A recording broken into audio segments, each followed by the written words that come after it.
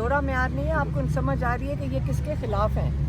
ये पाकिस्तान के अगर बानी के खिलाफ हैं। फातिमा जिन्ना के साथ इन्होंने क्या किया, तो आपको खुद ही समझ आ जानी चाहिए। ये हमें सिर्फ ये चूरन ही बेच रहे थे, असलियत ये है। और अब हमने भी फैसला यही किया कि हमारे से भी गलती है कि हमने कायदे आज़म की तस्वीरें कोर्ट में लगा देते हैं, असेंबली में लगा देते हैं, लेकिन हमने उनकी कदर और इज़्ज़त हमने किसी ने भी नहीं की है। अब कायदे आज़म और इल्लामा इकबाल की हम भी शर्मिंदगी में कह रहे हैं कि अब एहसास हुआ कि ये आहिस्ता आहिस्ता इनकी शक्लें और इनका वजूद ही गायब करना चाहते हैं। अब हमने भी फैसला किया, स्टिकर लगाएंगे गाड़ियों पे, हम हाथ में लेकर अब फिरेंगे कायदे आज़म और इल्लामा इकबाल की तस्वीर। ये जो इन्होंने पाकिस्तान बनाया है, आज ये जिन्ना हाउस को रो रहे हैं, कायदे आज़म को लिए रोएं। कायदे आज़म के साथ जो ये कर रहे हैं उनके साथ रोएं। फ़लस्तीन का झंडा उठाओ, उसके खिलाफ हैं। आपको ये भी पता है जेल में जा सकते हो। एक खातून है जिनको इन्होंने कायदे आज़म की तस्वीर उठाने में जेल में डाला, वो कौन है? वो कौन है? वो पतरस बुखारी की पोती हैं। अब पतरस बुखारी कौन थे? एक बहुत बड़े मुसन्नफ़ थे, राइटर थे। उन्होंने पाकिस्तान बनने के वक्त उनके मज़मून हमने बचपन में सारी ज़िंदगी पढ़े हैं। और उनके भाई कौन थे? ज़ैड बुखारी। तो उन्होंने आपका रेडियो पाकिस्तान सेटअप किया। पाकिस्तान बनाने में इन लोगों ने किरदार अदा किया।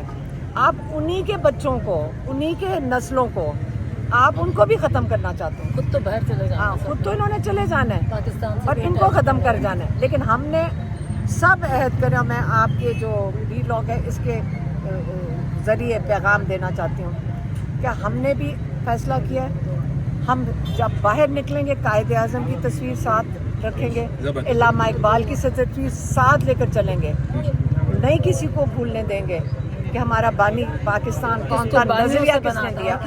कुर्बानियों से एक ने नजरिया दिया इल्लामा इकबाल ने।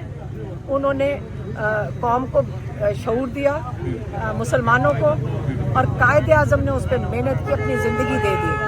और हम उनकी कदर नहीं कर रहे। और अब हमारी सबकी जिम्मेदारी है इस मुल्क को बचाना।